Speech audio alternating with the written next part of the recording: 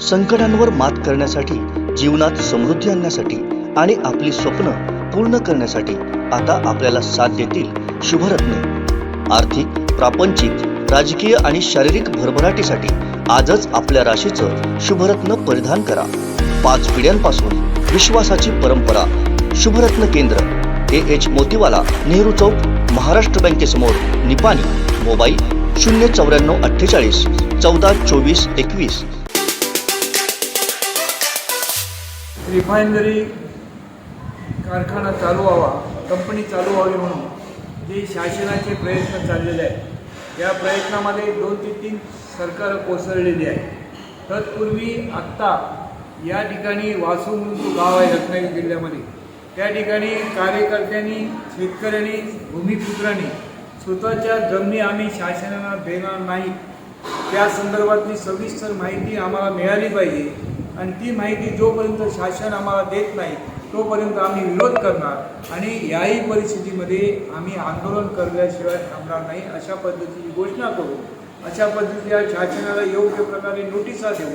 संबंधित मंत्री असतील, खासदार असतील, लोकप्रतिनिधी असतील, या सगळ्यांना पूर्ण सूचना देऊन आजचं आंदोलन त्या ठिकाणी त्यांनी सुरू केलं। हे आंदोलन शासनाच्या वतीनं माती परीक्षणासाठी आम्ही या ठिकाणी आलो अशा पद्धतीचं सांगण्यात आलं, परंतु जवळजवळ 5000 पोलिसांची फौज रत्नागिरी आणि सिंधुदुर्ग जिल्ह्यातून त्या ठिकाणी उभी राहिली आणि त्या ठिकाणी हजारो महिला, म्हातारी माणसं, बायका आणि त्यांची मुलं मुंबईला जी नोकरीला होती, अन्य गावामध्ये जी नोकरीला होती, ती तशाच परिस्थितीमध्ये काल आपले कपडे घेऊन, आपल्या बॅगा पाठी लावून त्या ठिकाणी आंदोलनामध्ये सहभागी झाले आणि ते आंदोलन त्या ठिकाणी पोलिसांनी लाठीचार्ज केला, अश्रूधूर सोडला आणि त्या ठिकाणी जाण्यासाठी आंदोलकांना रुकावट केली, रोखून धरलं। त्याच्यामुळे आंदोलन ते चिघळलेलं आहे।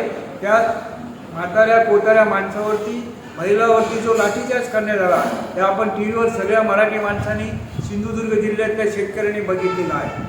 अशा परिस्थितीमध्ये हक्कासाठी लढणाऱ्या शेतकऱ्यांच्या पाठीमागे सिंधुदुर्ग जिल्हा शेतकरी संघटना सदैव उभी असून प्रसंगी वेळ आली तर आम्ही सिंधुदुर्ग जिल्ह्यातले ग्रामीण भागातले शेतकरी, आज काजूचा सीझन असेल, आंब्याचा सीझन असेल, काय रतांब्याचा सीझन असेल, हे सगळे व्यवसाय आम्ही आमच्या बाजूला ठेवून सगळ्या शेतकऱ्यांना जाहीररित्या आवाहन करतोय की या जर पुन्हा हा आंदोलन पोलिसांना मात्र आणि शासनाकडनं चिघळण्यात आलं, त्यांच्यावरती लाठीचार्ज आला, त्यांना जर त्या ठिकाणी योग्य न्याय मिळाला नाही तर जे आंदोलन उभं राहील त्या आंदोलनामध्ये सिंधुदुर्ग जिल्ह्यातला शेतकरी, सर्वसामान्य कामगार आणि ज्याला अन्यायाच्या विरोधामध्ये आणि हुकुमशाहीच्या विरोधामध्ये चीड आहे असा असणारा नागरिक या जिल्ह्यातील, रत्नागिरी जिल्ह्यातील या शेतकऱ्यांच्या पाठीशी केव्हाही उभा राहील आणि धावून जाईल अशी खात्री त्याने बाळगली आणि शासनाने योग्य वेळी त्यांच्या